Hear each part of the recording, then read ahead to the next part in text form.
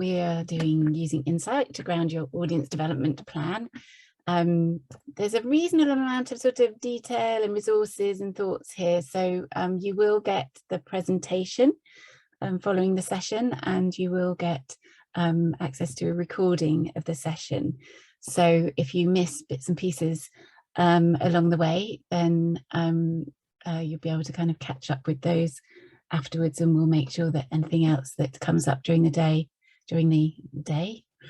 hour and a half, gets added in.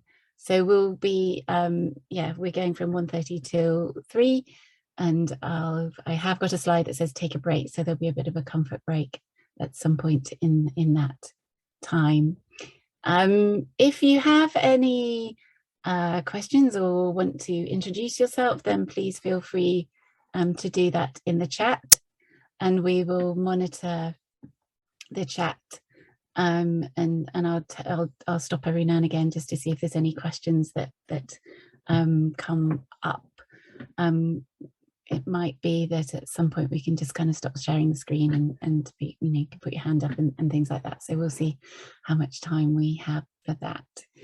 I think that's all the kind of bits and pieces. This is obviously one of a series of things that the audience agency is doing in order to support the whole kind of arc of your audience development. So we've had ones on audience development planning, we've had one looking ahead, we've had ones about particular aspects of the way that you would deliver your audience development. So we're not going to focus on the kind of doing a plan, but really focus on anything that you identify in our things today that point to data, and have a kind of broad, in your heads, have a sort of broad understanding of what kind of data and insight is. It's about understanding, it's about knowledge, it's about information, all of which you can use essentially to make decisions in audience development planning, to plan, to decide what it is that you where you want to focus your efforts, and also to obviously see whether you have achieved those things, or to monitor along the way how successful you are. So insight comes in all along the chain, and I suppose this is to help you identify where the key sources are, and how and when you might kind of utilize them. Assuming we've got quite a wide range of organizations with us today, and if you feel, in the chat you want to sort of declare where you are, it's nice to see what kind of range we do have in the room. So I will be focusing on a kind of flow of information, I suppose. We'll just have a quick look at, in a kind of audience development framework and things like that, so you can see where these insights might come in. And then we've got these kind of 3 stages. One is the kind of where are we now, what's going on, what do we need to look at. One is then planning, deciding what it is you're going to do. And then the final one is that kind of evaluation. So we've got Kimberly from the Roundhouse. Welcome. Thank you very much for putting yourself into the chat. It would be great just to hear from everybody. If you're able to go to menti.com, either on your computer or on any other kind of device, and put in that code, and just pop in, it's going to come up as a word cloud. What kind of data sets, insights, or whatever do you regularly use, find most useful from your point of view, so we can kind of get a sense of the sorts of things that you're using to inform your audience development. If you have any trouble with Menti, then please just pop your things into the chat, but it's quite nice to see it on Menti, and then I can share it on the screen here.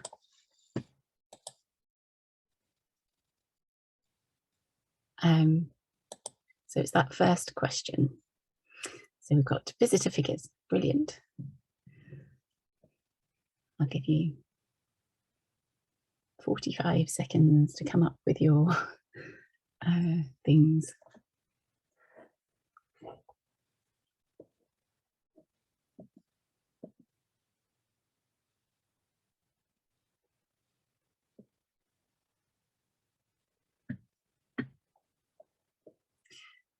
Good stuff coming up. Google Analytics, demographics, postcode data, audience finder, data from local authorities, independent evaluators, audience spectrum, which is the segmentation, which we'll have a quick look at as well.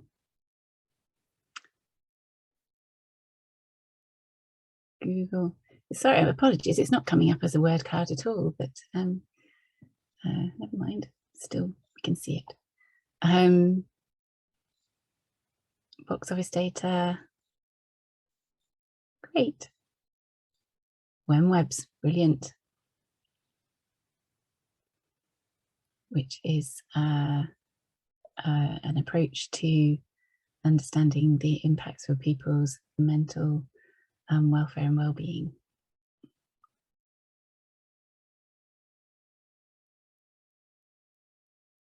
Excellent, thank you very much, everybody. I'm going to go back to my visitor feedback. Brilliant. You can keep adding to that as we are carrying on. I'm just checking that, I'm hoping that that has come up again as the other one. Great, so you can see even there's all sorts of things that you generate yourselves, or sources of data that are from other people, and things that you might kind of generate. So someone's asking about the mental well-being. The WEM is the Warwick and Edinburgh scale for mental well-being, and some. I'm just trying to do this on the HUF-WEM measurement of. There you go, Warwick, Edinburgh mental well-being scales. Thank you very much, Matt Story. That's brilliant. Thank you. It's quite a structured technique where you're asking people about certain factors that impact their mental well-being, and you can scale them. So you can look it up. There's a kind of toolkit that you can use that's tried and tested on a set of questions, and you can people can respond to them, and then later down the line you can see whether they have changed or shifted on any of them as a result of the activity that they might have been involved with you. So thank you for that one. Obviously there's a whole range of other, that's very particular about mental well-being. There are other ones that are more broader well-being.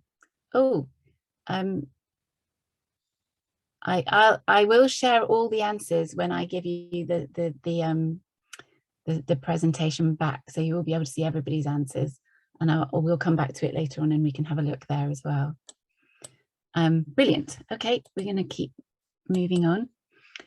So I think you may be familiar with the idea of audience development is how you kind of the different ways in which you invite people in, and thinking about what that invitation looks like, who those people are, and what it is that you're inviting them to, and how you might ask them to engage with you.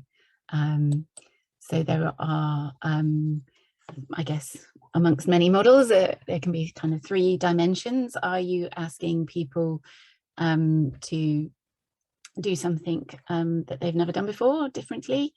Are you asking people to engage more, do more, learn more, participate more? Are you asking people to do something they've never done before?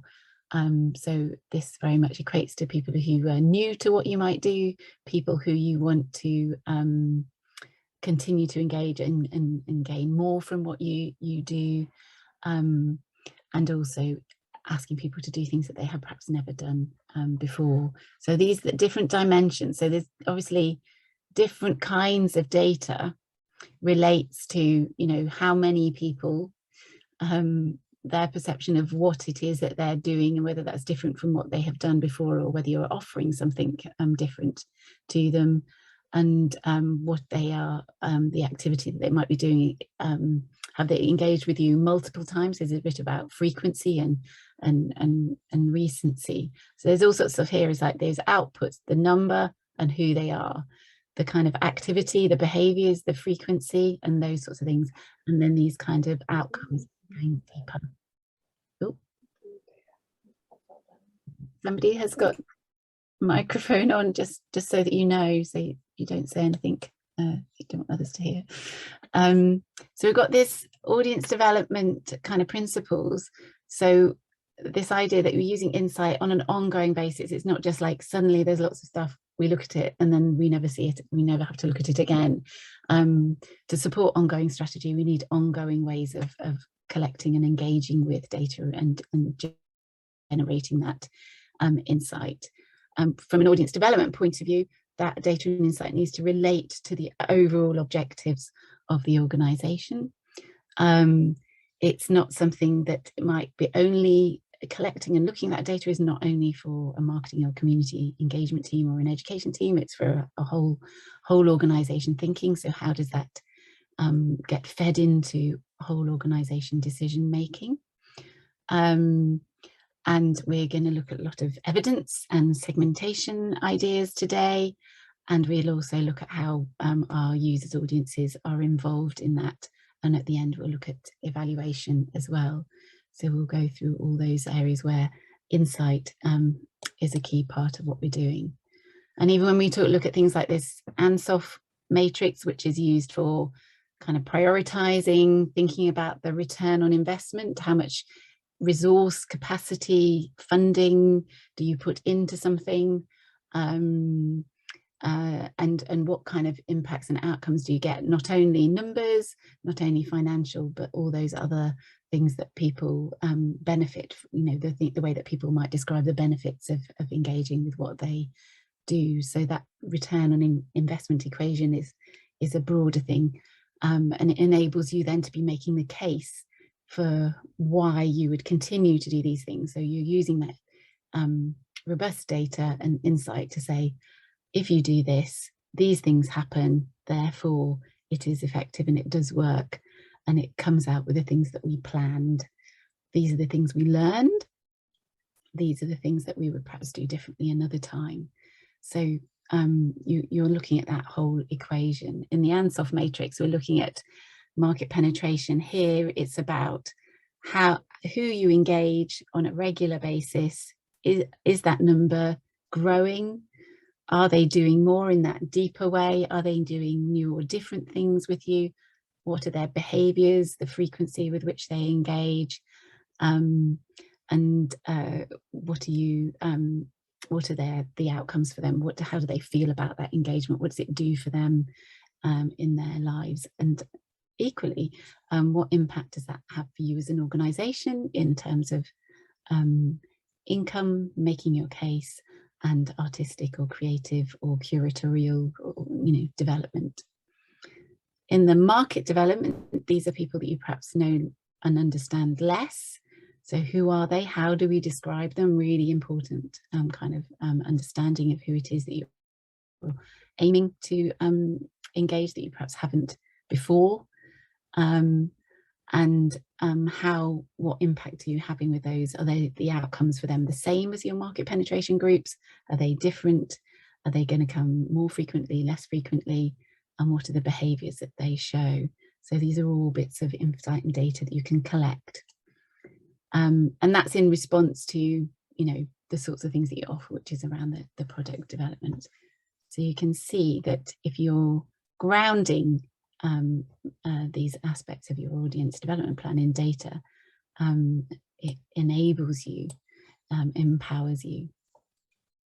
So we're going to walk around this sort of flow.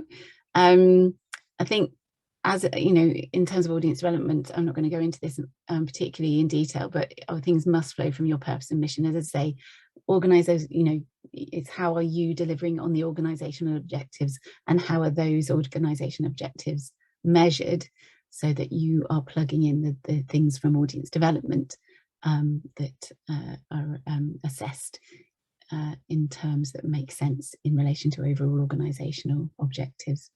We're going to have a look at quite a lot at a situation analysis. These are really grounding starting point, baselines, all these sorts of things, which means you can say we started here and we want to go here, and we're going to do these things to get us from here to here.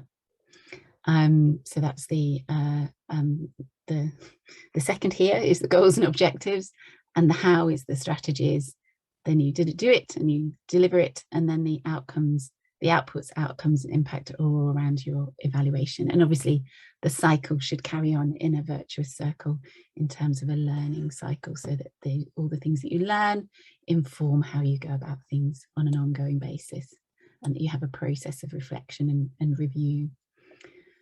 A quick kind of think about the sources. We talk about two kinds of data that you can collect. Primary, which is things that are collected for the particular purpose, and secondary are and that you own, I guess, and secondary things that exist that you can draw on, that are to some extent or greater or less extent relevant to what you're doing. So we'll look at a little bit about those sources. Obviously secondary data can often be free, accessible, and gets you a long way without you having to invest in the collecting data yourself, but it might not always exactly match the purpose that you need it, or the exact things that you're looking for. So it's how you use that. Whereas the primary, you can really focus and say, these are the questions we want to ask, these are the things we want to know.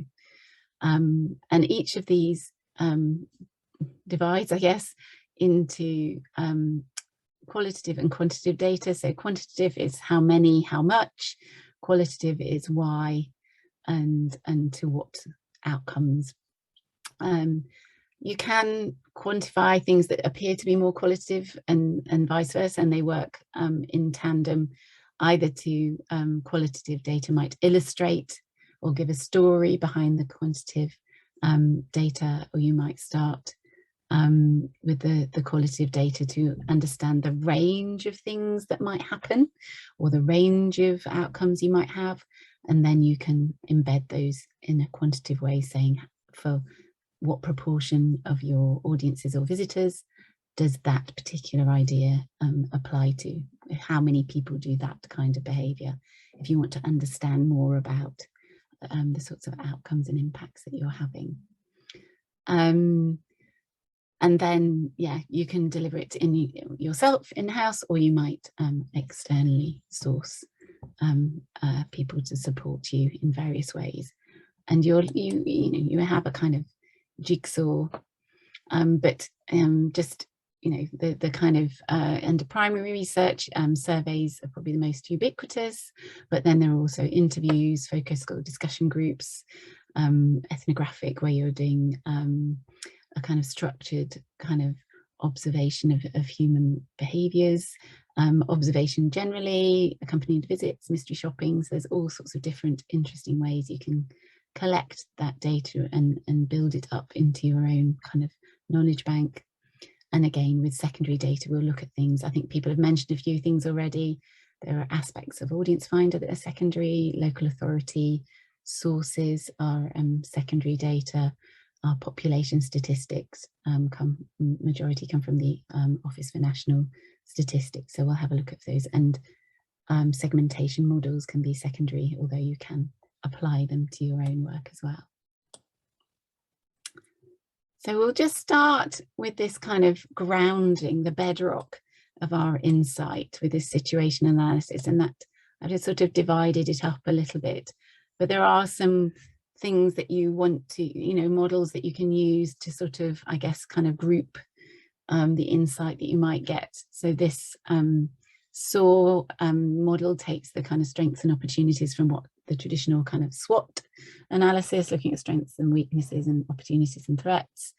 So you can think about quantitative and qualitatively the strengths of your previous audience engagement activity, who it is that kind of engages.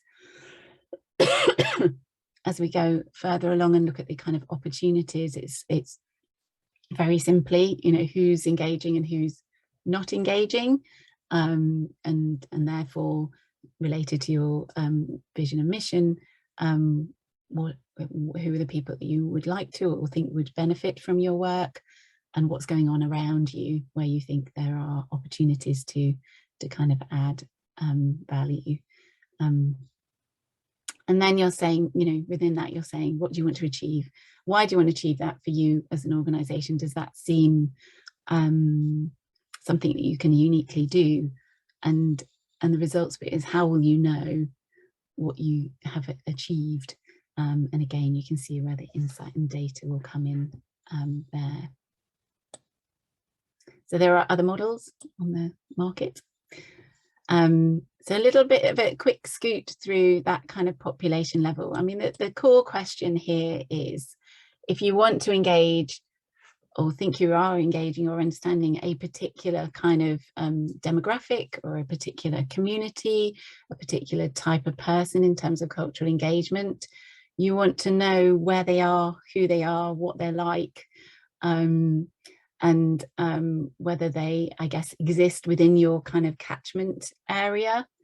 So that what you're not saying is, I would like people of this type, and then you discover that there's nobody of that type that would reasonably make the journey or engage with what you're doing or would use a digital content. So it's just that check.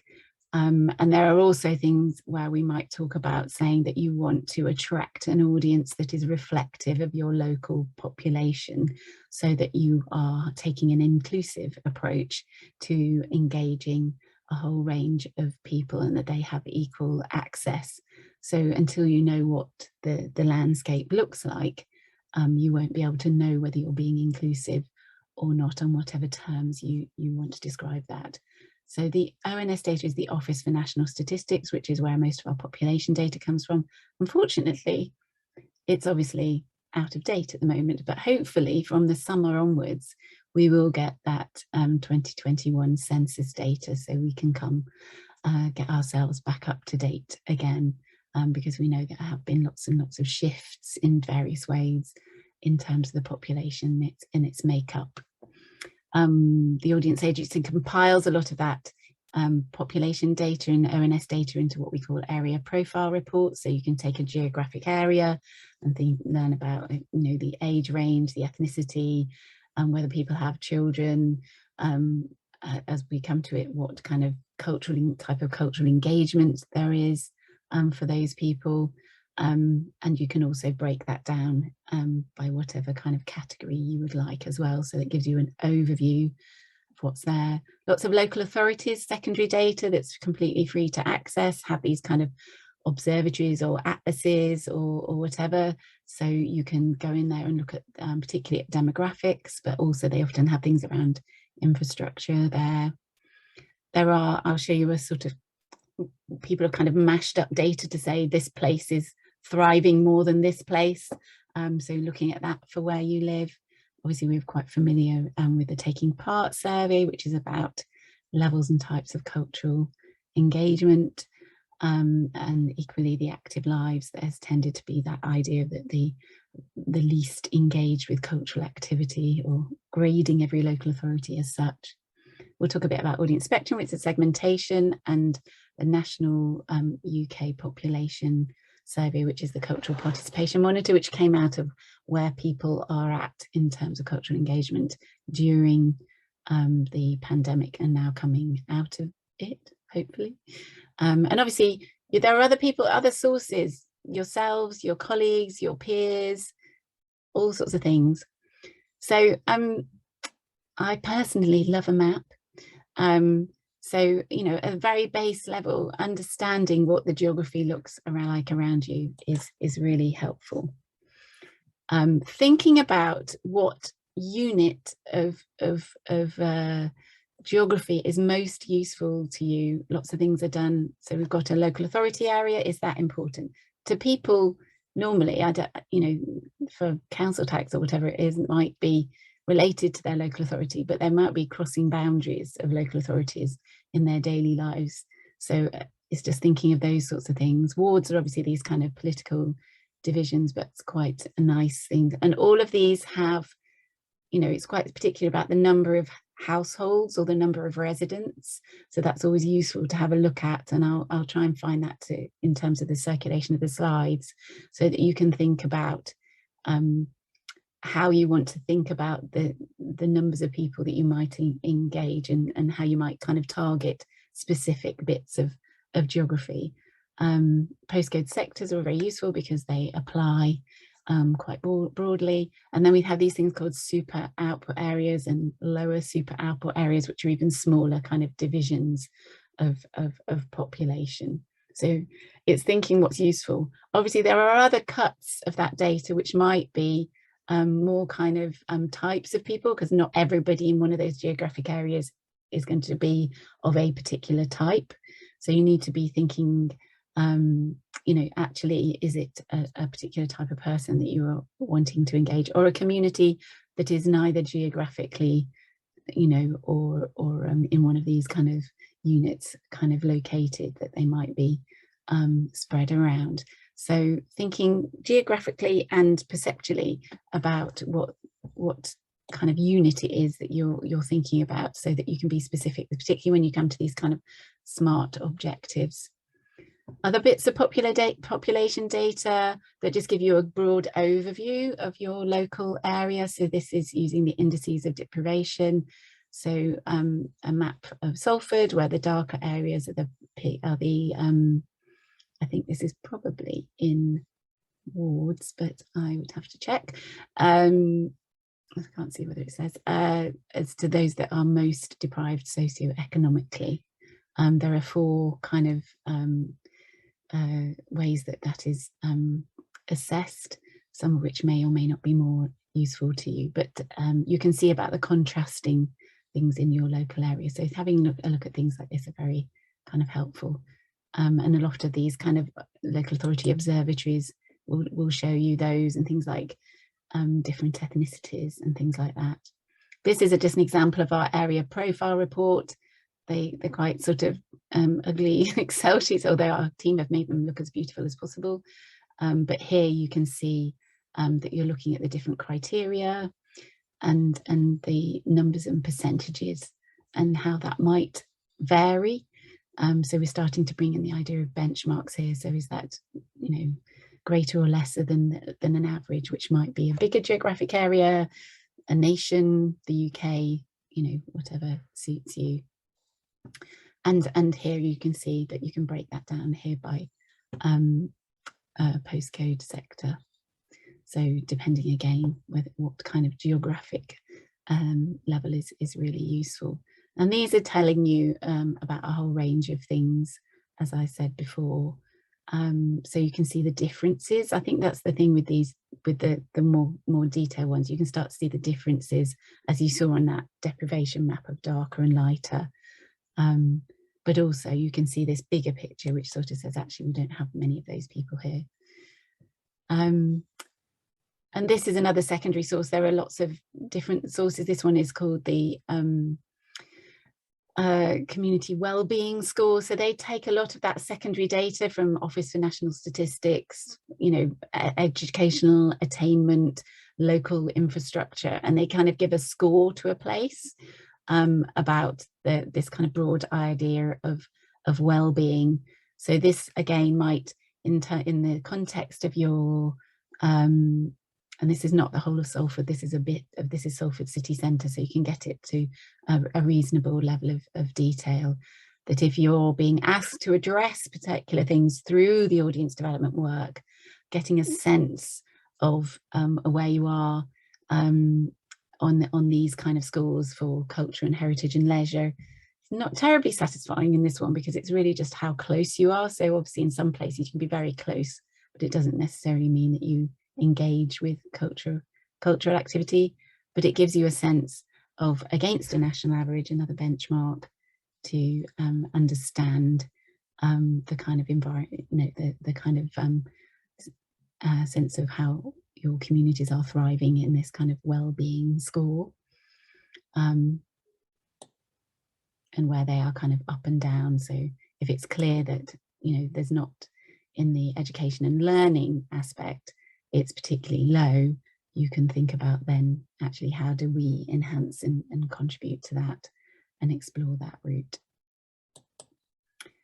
And then we have our COVID Cultural Participation Monitor, which again is a kind of secondary source. You can look at it by nation, and there's some breakdown of it in terms of the responses by those audience spectrum segments, which I'll come to, but also just understanding a bit of data that can tell you about whether people are, which people are returning to cultural activity and how quickly, whether people are doing other things that are not cultural activity, what they are finding important in terms of safety features if they do engage.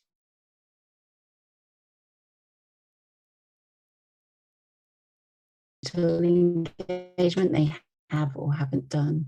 So we've got them and across the UK, but also by those segments of different types of population. So you can see people expect to engage less, and we're now getting that kind of slightly looking ahead longer term group, that they expect to engage less after COVID than before, except for outdoor heritage. So you're lucky if you're in outdoor and outdoor heritage, and that people are the people who are engaged are diversifying, I guess, how they consume their kind of arts and culture. So there's all sorts of insights there that can enable you to think in a kind of segmented way. So those are some of the secondary sources. There are lots more, and that's giving you a kind of view of the population, what's going on kind of generally. And in decision making terms, that means that you're not kind of going off in a direction that that is not related to what you know and can see about the population. So I've mentioned the word segmentation a few times. This is a really great way of thinking about the different groupings of your customers. And it's really, there are, I guess, broadly two types. There's one which is very bespoke to you and your organization. And then there are these more off-the-shelf existing tools and products, such as Audience Spectrum, that enable you to take a more kind of population view and benchmark against either other kind of cultural activity or against the population as a whole. And it enables you to tailor your planning and your delivery and activity and your marketing and communications. And there are sort of certain rules about this. First of all, we generally segment using these factors. Demographic, so all the age, life stage is really helpful. Social grade is quite complicated to kind of add up, but things around kind of ethnicity may be relevant to you as well. Geography, something about where people live, where they work, and behaviours, as I've mentioned. How do they engage with you? How often? Where? What do they prefer? And flipping into the kind of attitudes, what is it that they're looking for? What do they prefer? What are they going to value in terms of what you deliver? And therefore, kind of what kinds of different sorts of outcomes could you expect? So those tend to be the broad ways that segmentation works. There are approaches that are called psychographic, which are looking at a combination of these kind of more psychological attitudinal things and combining that with these the geography and the demographics, so that you end up with segments that are very embedded with the attitudes, rather than just saying it's is this particular age group.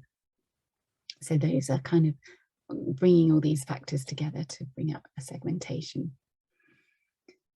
And then we just say that you need to, the groups need to be large enough that you can know enough about them and that you have insight into them, and that they make a sensible kind of sizable group for you to engage and target and know if you have engaged. So we're talking about kind of broader marketing and communications here. Do you know how to get in touch with them? Are they people that you can get in touch with in one channel or media than another? Do they read a particular newspaper, engage with particular digital media? Are they people who would join a mailing list? Are they people that would follow particular people? Are they in a kind of geographic area? So what does that look like? And do they share enough of the same characteristics that if you target them with a particular message or offer, is that going to resonate with them on a kind of broad level? So we're not talking stereotypes, we're talking about kind of robust, evidenced groups of people who you can reasonably kind of engage. So if you are doing it yourself, the sort of conceptual idea of thinking about who are these different groups and how would I characterize them, following those kind of rules that we've talked about, is a good way of starting, so that you know what you do, you know, you're thinking of that market penetration and that market development, and you've got an idea of where you might find them, in what kinds of numbers. And you can kind of go backwards and forwards, and there's some tools later on about saying, okay, we can describe them. Is that true? Yes, now we know, we've learned this more about them. Let's put that into the kind of mix. And it may be that works with you might then do that and then realize actually that looks very much like this kind of off-the-shelf sort of tool, or you might say actually we need to be doing something very specific for our organization. So here are some descriptions. Core visitors are frequent, 60 to 75, live in or just outside our town. A high proportion that you can integrate, something like audience spectrum segments like home and heritage, but you don't know quite enough about them. I'm not sure about their motivations and why they are. So you've got a conceptual idea, but you've identified what you don't know. Or super locals in a 10-minute walk, younger families, probably trips and treats, but could be a range.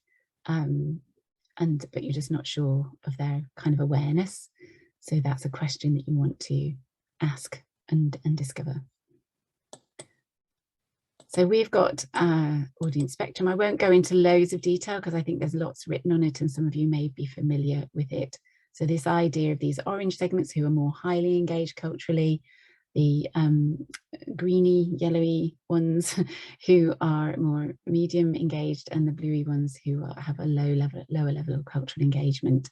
And there's all sorts of tools that you can just start with, read them and go, yes, I think it's those people, or it's those people, but they're probably a bit more like this than like that. And the advantages here, you can see that at a population level within something like the area profile report. And then you can also use your postcodes of the people who do engage with you to then look at the profile of people that do engage. So you can see the difference between the population and who engages and think, actually, are there loads of those in the population and we're getting this proportion? So what's the potential? Or actually, are we getting a disproportionately large proportion of this kind of segment? And actually, it's a quite small proportion in the population, in which case you're doing a very particular you've got a very particular relationship with that particular segment. So there are these broad descriptions, I won't go into lots of detail, that give a bit of demographic, a bit about arts and culture. So this is a lower engaged group up our street, looking for mainstream inexpensive offers, might be into crafts and heritage, very locally focused, local communities, local social activity, and they just really rely on things that they are quite kind of familiar with. You might build up kind of pictures. This was my picture of trips and treats kind of going through lockdown, and they're the kind of yellow areas in this area outside Aberdeen in Scotland that they might be at home doing Joe Wicks. That lasted a couple of weeks with me, and then we kind of went off him.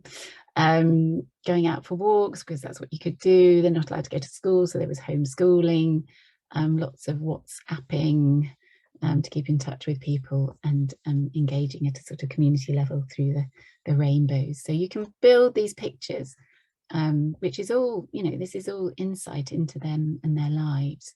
And I think it's those sorts of things that enable you to understand where and how cultural creative activity or a museum's engagement or natural heritage engagement might fit into their lives and where they might be seeking it. So, so that when you make them an offer, you're really you're working out what will resonate with them. And a lovely map again. So this is the darker areas are where there are concentrations of experience seekers in and around Manchester. So this is one of those more highly engaged segments. So you can see what's going on at the population level here. And new this week, in fact, we have had previously 10 segments in audience spectrum, and you now have access to 20 segments. So each of those 10 we have split out into 2 kind of sub segments. So for experience seekers, they very much divide into students and graduates, which is probably what you could see in that Manchester map very strongly, and midlife kind of younger kind of professionals, so that we can start getting a bit more granular with the use of those. So that's all on the audience agency website. So and we'll be doing some events coming up to give you a bit more information about those divided out segments and how you can use them. But it is really interesting. We've done a bit of work in one place, and you can really see that experience seekers in some places are made up of very much of the E2, the students and graduates, as opposed to E1, whereas in other places that's not the case. So please explore those at your leisure. Oh, interesting. This map, this chart has flipped upside down in a rather bizarre fashion. In the break, I might try and fix this.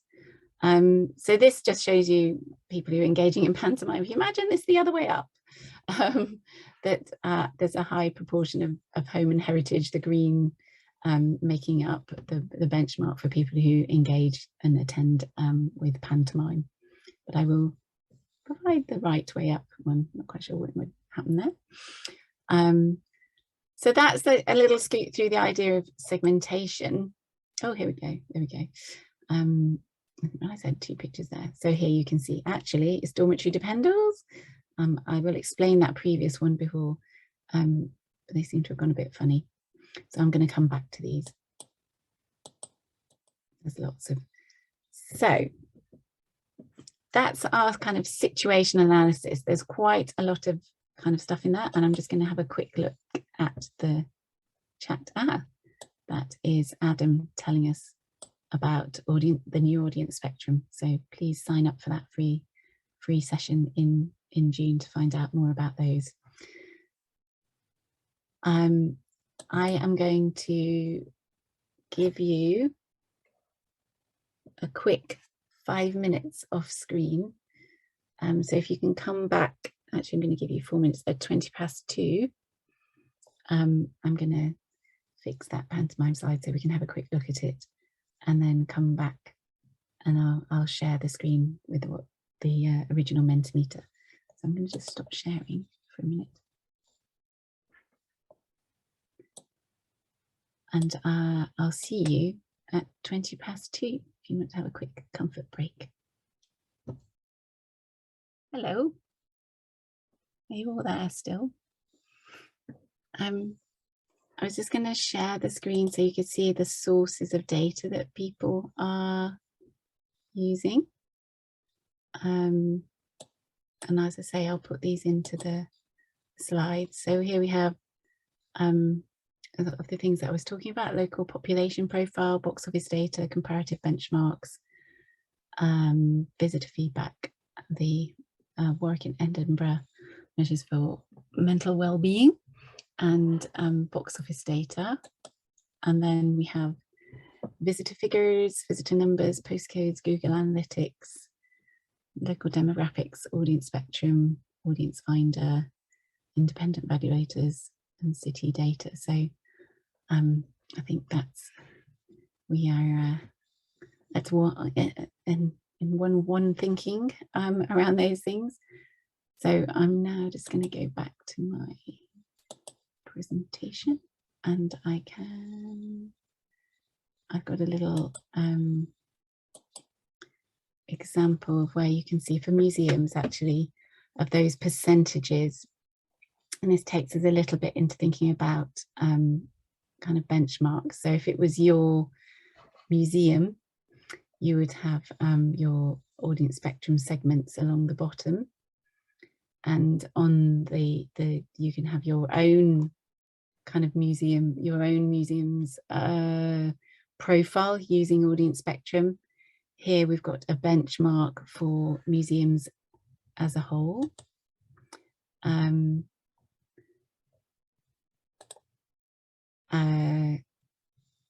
We've got that compared to a kind of whole range of art forms in the kind of middle shade. So that's museums, performing arts, all sorts of different organisations. And then the final one, which is the population for England.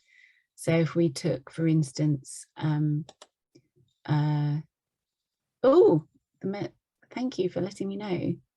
Let me stop sharing and try that again. I'm talking about stuff that you can't see. Apologies for that. Let me try that again.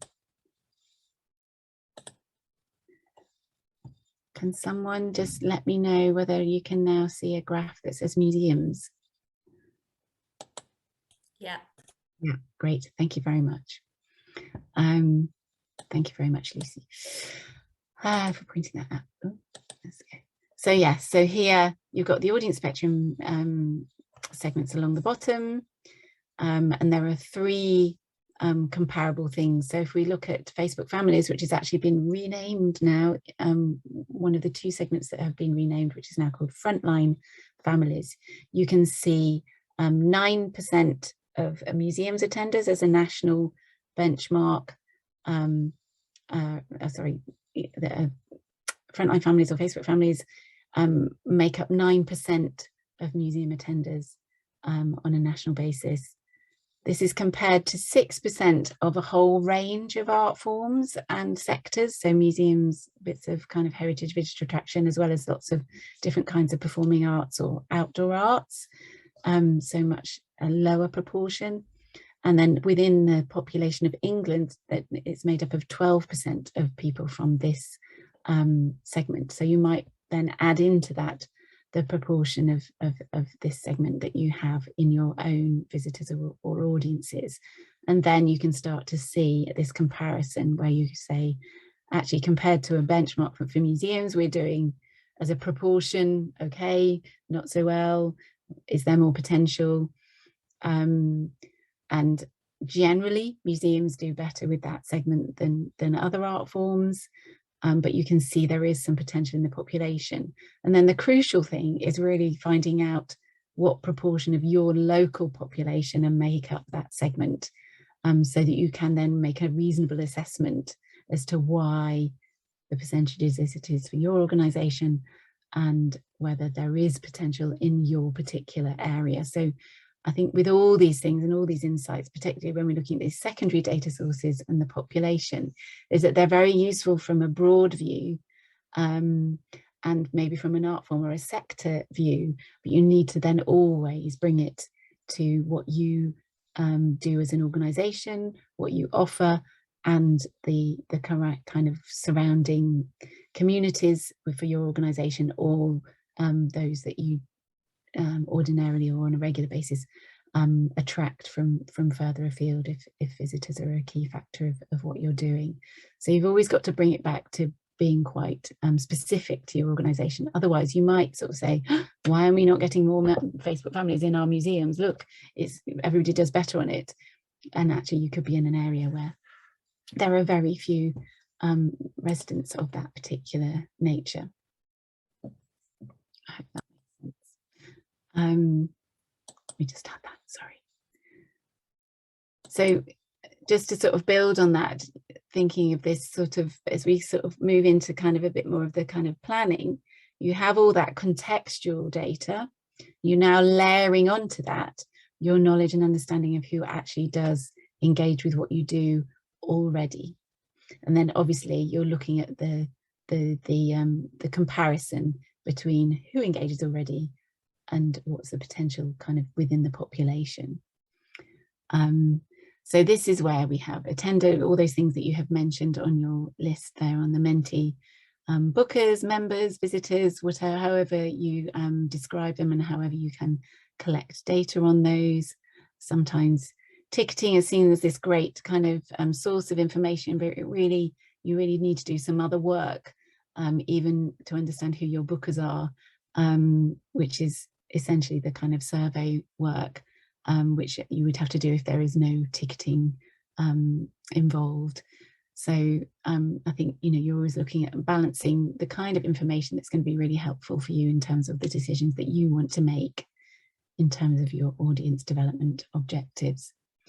We'll have a quick look at Audience Finder, which is obviously one source. There are other ways of looking at booker data or survey data. Audience Spectrum we've looked at already. Digital analytics give us a certain amount of insight. There's difference between kind of audience monitoring and audience research. So we'll go into those in this next section. So Audience Finder at the moment can bring you a whole range of things with its wary little pot of data. So you can use it to understand your digital audiences with a digital survey. You can look at it, you can survey your audiences. There's the ticketing data kind of feed, and there are these tools for you to be able to use in order to understand both the profiles and the behaviours and the kind of attitudes of those people who engage in different ways. So I won't go through that in detail today because I think there is lots of other sources and lots of resources for you to understand what comes out of Audience Finder. Obviously, you've got you may have your own ticketing system, you may have your own CRM system, you may have your own membership system, your own kind of databases of people who are interested. And then depending on how you ticket things, there's a whole range of insight that can come from your ticketing or membership.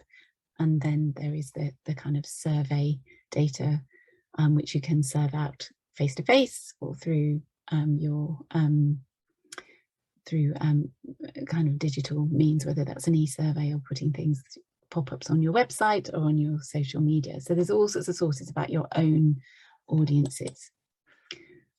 So ticketing gives you these kind of profiles, things around price and spend, lots of behavior thing, when people book, how many people they come with, whether they, you know, if you can look into how, whether they come to two different types of things that you're with you as your organization, or whether it's just kind of one. You can get the things around geography, where you've got postcode data that you can use, and using some of these tools that we've talked about, and that you might have access to, Audience Finder being one of them, where you can benchmark all those different things and compare it to an average for your kind of art form or sector, or to an average in the population. So then you're able to say, you know, we are more likely to get people booking twice than the average for our art form. And you can put that into your SOAR at the beginning, which sort of says one of our kind of strengths is that we have a greater level of repeat engagement than other people, than the average. So you're feeding all this in so that you can make those kinds of decisions. Show stats if you're touring, just to remember that's Audience Finder show stats. So where you're looking at, you're not in control of your own venue, but you can see your data hooked out in Audience Finder from a particular venue that relates to the performances or the events that you as a touring company presented. So you can get a range of data in that way on these factors. And again, Audience Spectrum is embedded in here as well. And the same with surveys. So surveys, you get this the great advantage of surveys is that you're asking people to self-identify under good equality rules around their own demographic kind of characteristics. You can still use a postcode in a survey so that you can do that some kind of profiling and geographic mapping.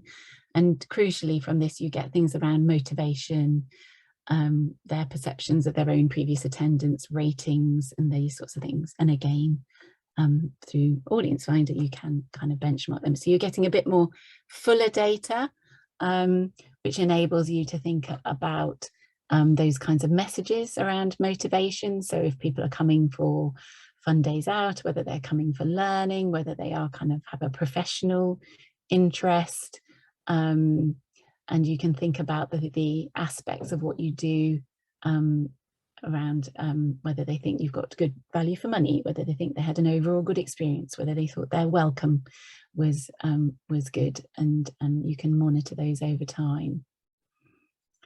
So surveys bring you that additional level of activity, and you know, awareness that they take up a certain amount of resource. Obviously, we've been in the zone where we've been doing lots of digitally delivered surveys, which means that you don't quite get the representative, robust sample in the way that you would if you did it face to face, asking every fifth person, so that you were being totally random and representative. But they are still a brilliant, obviously great source of insight. And you might, we'll talk a little bit about more kind of qualitative methods in a minute, but you might then say, actually, it's this group of people that really we want to know much more about their experience and why they come. So you can add layers to that. Obviously in Google Analytics, it can tell you how many people are coming and what they're visiting, how they're finding your site, the kind of unique users, how they're engaging with you digitally, and how long they spend with you. And that depends on the sort of content that you're directing them to. And it can give you a broad idea, although it is a very sample-based approach of the geography of your users and their age range. And likewise with social media, I'm sure you're familiar with the different analytics that sit behind the different platforms. One of the big things being the kind of level of interaction that you have, which you can then relate to the kind of different messages and content that you're putting out, and the different offers that you have and what attracts most. But also they all have a bit more about those kind of age ranges and a bit of geography in some of their analytics as well. And you're obviously working with these digital analytics in the context of the people who are physically engaging, but it is, you know, having pop-up surveys on your website and these sorts of things. There's not always enormous amounts of response, so it's where things, you know, where you can engage people, asking them about their digital engagement within the context of a broader survey is always really helpful. So whether you do a regular survey to your mailing list, whether you do something to people who engage physically, you can also ask them about their digital engagement, because the number of people who are responding in the midst of their digital engagement to a survey can be quite minimal. But so we talked a little bit about comparators and benchmarking, but this is what sort of brings, I guess, meaning. And so when you look at your data and kind of go, oh, 60% of people say that they engage for entertainment, and you kind of go, well, is that good? Is that bad? Does that look good?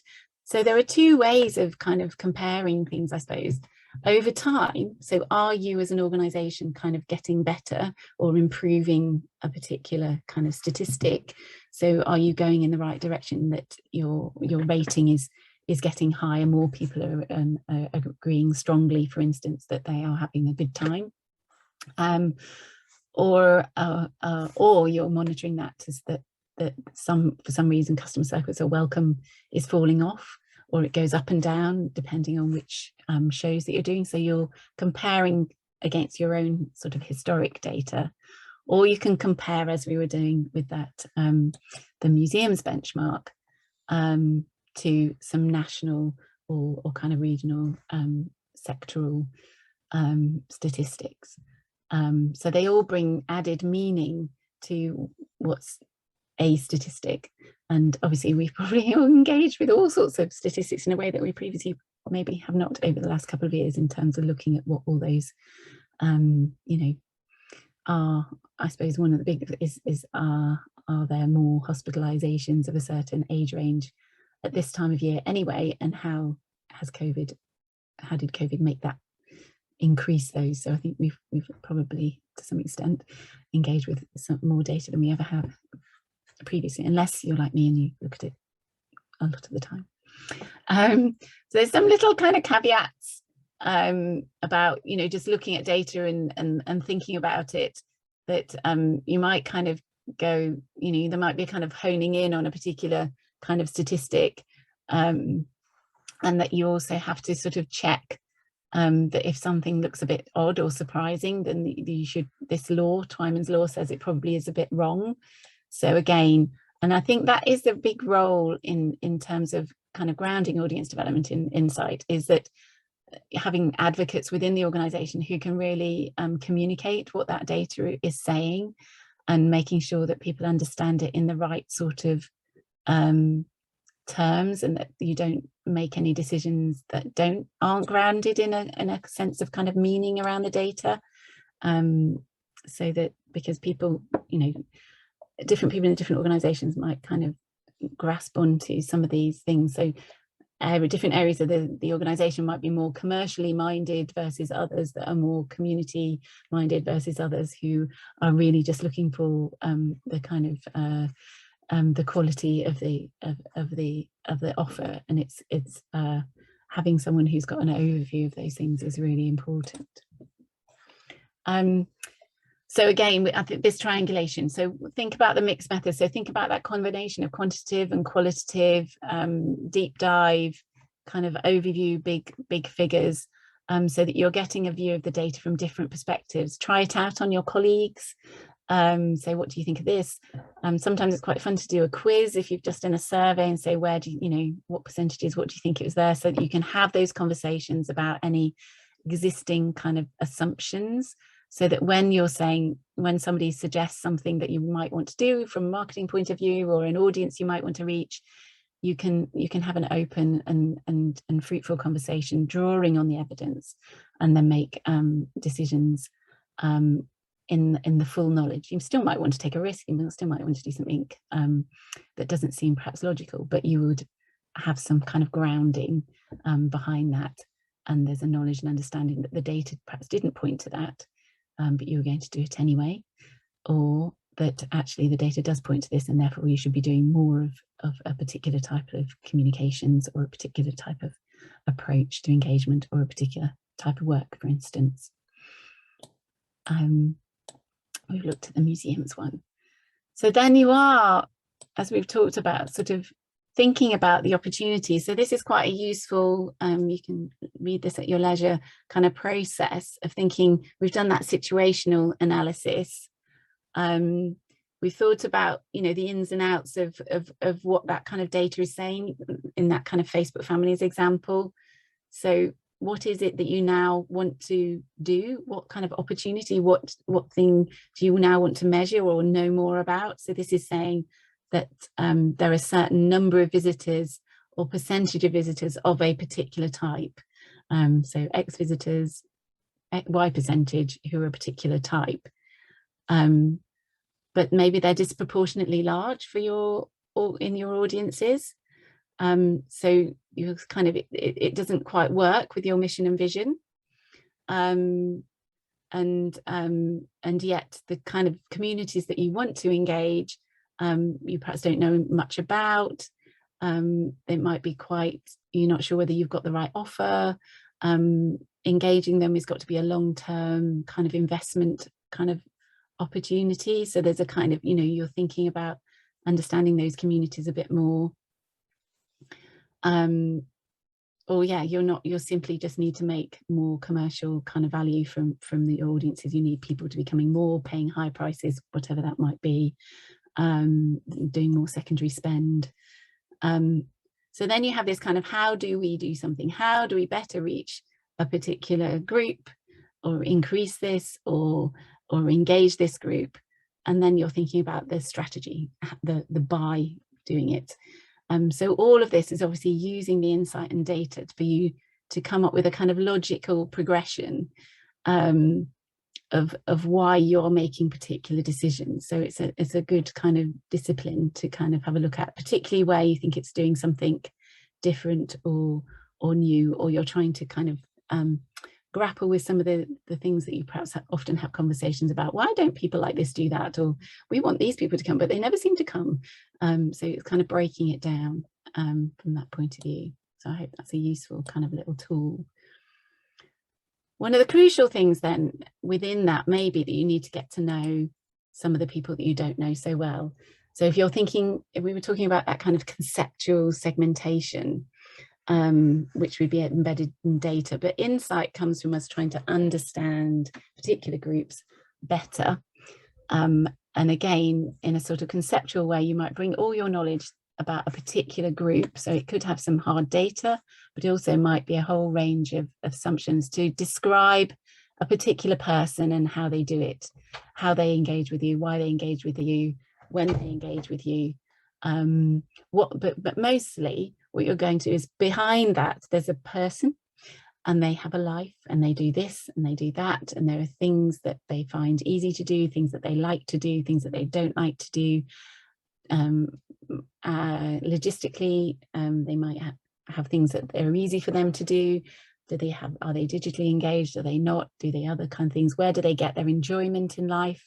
And really understanding in depth who that person is a really great exercise to then unlock some ideas about why they do or they don't engage with you, or what you might possibly do to encourage them and engage them.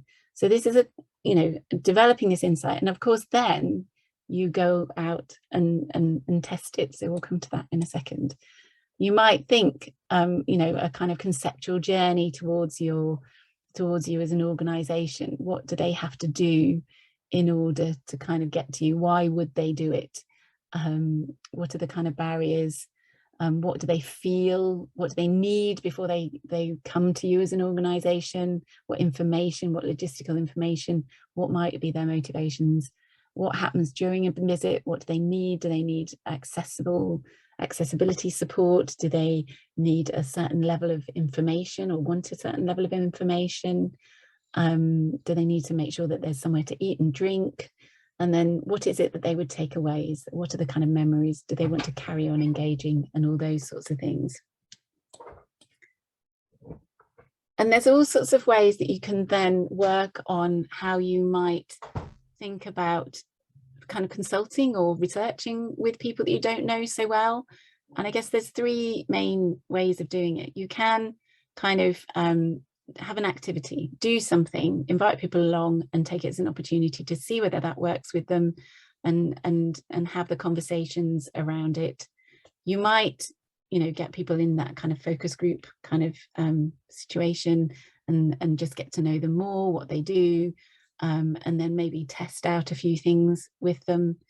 Or you might, do something that's a little bit more quantitative in terms of research.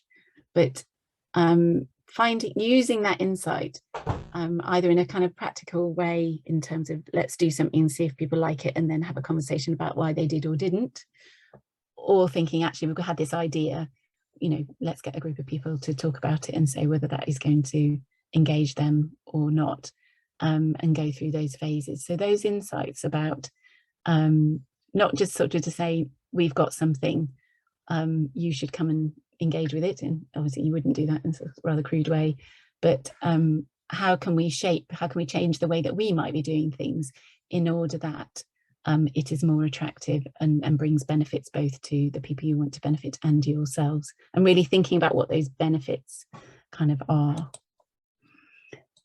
And then we're into setting goals and objectives. Obviously, you've got all that juicy stuff so far where you can say, can I increase this? Can I go this way? Can I go that way?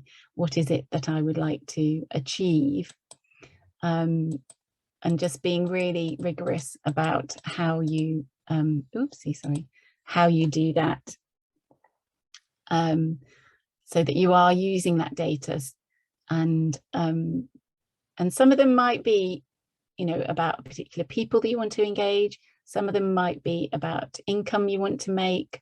Some of them might be about improving people's experience. Others might be that you want actually people to come away having felt this, or got over some barrier or motivation. So they can be hard and soft, but you have to have a way of measuring them. So whether that's through ticketing, whether it's using profiling, whether that's asking them in a survey, whether that's doing something more qualitative.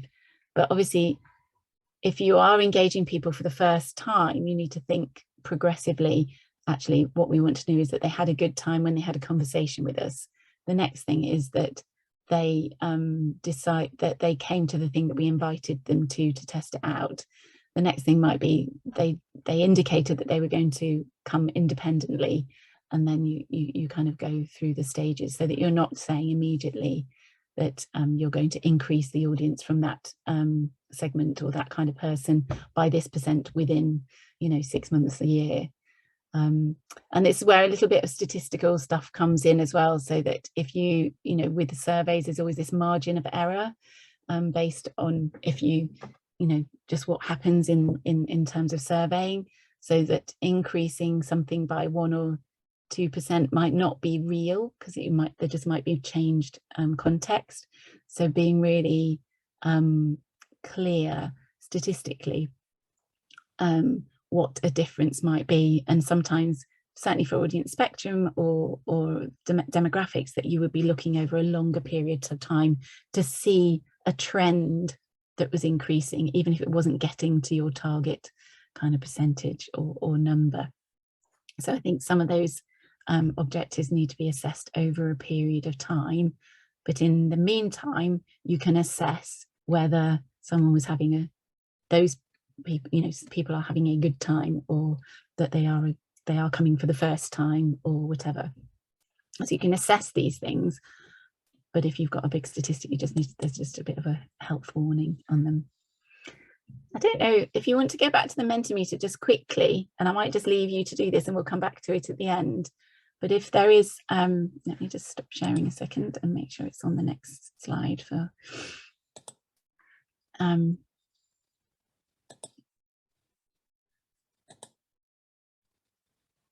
on the second slide, if you have any particularly good SMART objectives that you're proud of and that have worked for you, it would be great if you could share them back on the same Mentimeter on the second slide, or share them in the chat if that proves a bit tricky.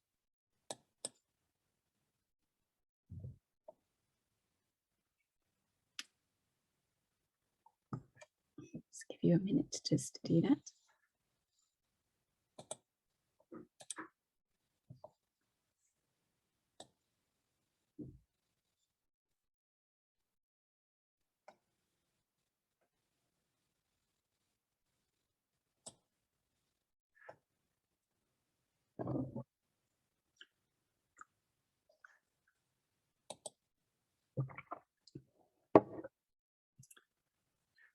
I'll come back to that.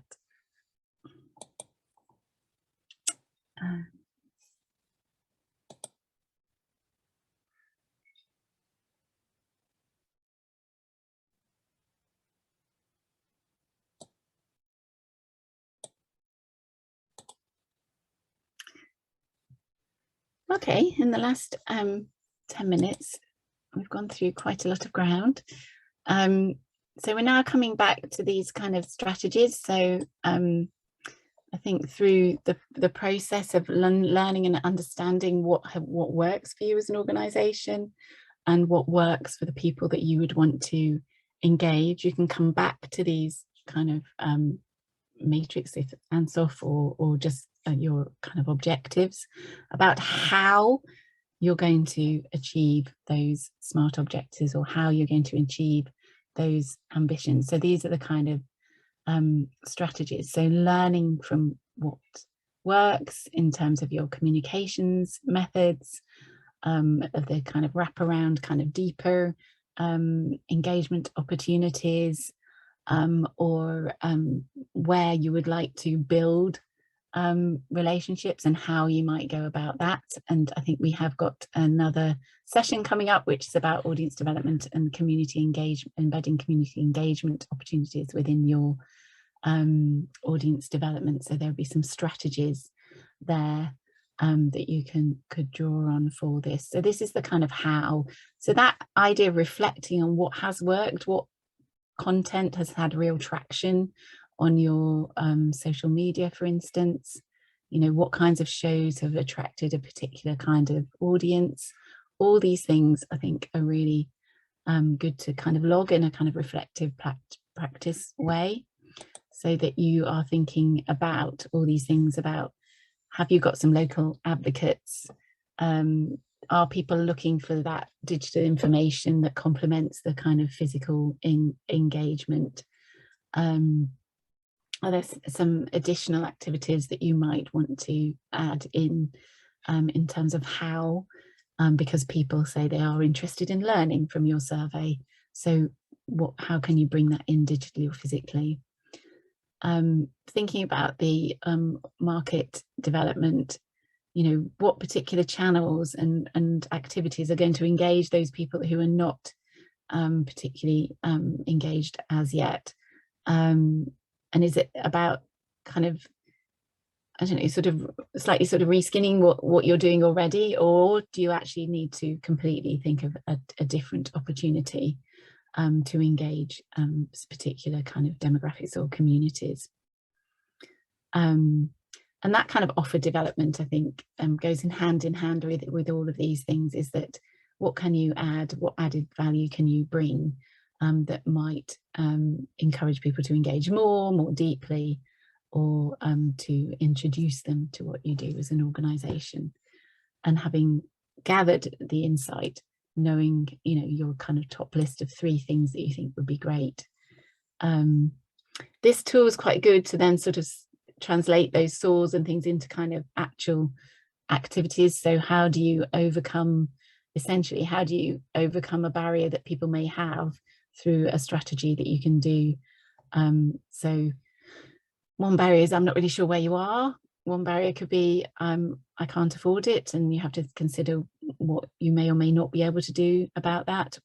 One is that I've never seen anything that you have that's of interest to me, and the other kind of usual is that I'm just not interested, or that I don't get to find out about it. So if those are the kind of weaknesses, that those are the people that you're wanting to engage, is how can you make steps to in improving or reducing some of those kind of barriers? Or it's just kind of not for me. So how do you address any representation? So here's some ideas here. So a wider range of programming that's low cost. Integrating yourselves into other things. Partnership is often a good strategy where you don't know a particular group of people, but you do. There are groups and organizations that do. So it's using these models in order to kind of stimulate your thinking about how you can address things. I won't go into a lot of detail of those, because that we've got these other kind of marketing models. So what things have come up in terms of that are important, that you would think about, that you would use with particular groups, that would encourage, you know, whichever element of strategy it is that you think is the thing that you need to focus on.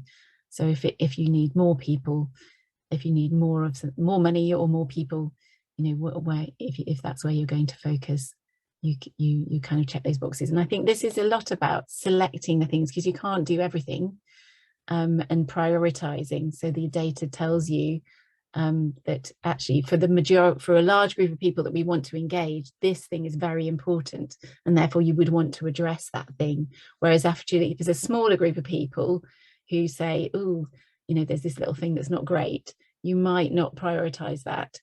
But if it's a group of people who are your biggest advocates, then you might want to address those things, because that will have a kind of ripple effect to other people that you are engaging. So these are some examples that you can look at your leisure following the session. of kind of the logic of what you find out, and therefore what you might think of doing it about it. So I'm going to scoot over those a second. And then the final bit is the monitoring and evaluation. So monitoring is really is more about the kind of outputs, the who. So how many activities, what do you do, how many people engaged with it, and who engaged, and did they have a good time? So quite factual things, and those sorts of things are very useful in terms of audience development. If you're collecting insight into them on an ongoing basis, you can see whether things go up or down, or shift or change, or whether there are kind of trends, so that you can address those or celebrate them as you see fit. The evaluation is a kind of broader picture. Are you generally achieving the objectives of your audience development strategy for your organization? So it's, what are you trying to achieve? If you looked ahead, what would your audience look like? If you looked ahead, what kind of relationship would you have with your communities? If you looked ahead, what kind of income, what would be the sources of income, and how would that work? If you looked ahead, how important do people think your organization is in a wider world in terms of natural heritage, or enabling people to understand things about the world that are changing around them? So these are these kind of broader views, and you're obviously having the conversation about who, and whether these outcomes are kind of happening. So this is where you're thinking about the outcomes and outputs. The outputs are the things usually that you can kind of count, and the outcomes are these broader things that happen as a result of what you're doing. And so if you have used that data, you can say, how will you know if you've been successful? And then you're thinking about the best way of collecting that data, so that you've got this as a kind of rubric, along with some other kind of tools to know when and where you're going to collect data, so that you can really narrow that down, so that you're not collecting data that you don't need, and you're not collecting it any more often than you need. Often a good chunk of kind of insight can see you through, and then you're just monitoring the important things that you're doing to change things. There's lots of information on our site and through Audience Finder about counting how many people came, because obviously when you've got a sea of people like that, it's more can be more challenging. There are obviously, when it's not just a field, it's a bit easier. And then always just think about telling your story and telling it back to people, and giving it that context and testing it out with people through your evaluation. There's a few questions there that you can refer to. There are all sorts of lovely creative ways that you can get feedback from your audiences alongside the quantitative. So please feel free to use those, because they tell a story, and they're illustrative, and they represent your audiences. And then finally, as I said, just have that kind of plan of to what purpose you're collecting data and insight, and how often you're going to do it, so that you've got your own kind of data collection kind of plan, so that you're controlling it, rather than suddenly thinking, oh my God, I forgot to put my survey out, or whatever, that you have got some sort of structure to it that makes it a bit easier. And then you will be in this wonderful place with data that gives you information, knowledge, and wisdom for your decision making.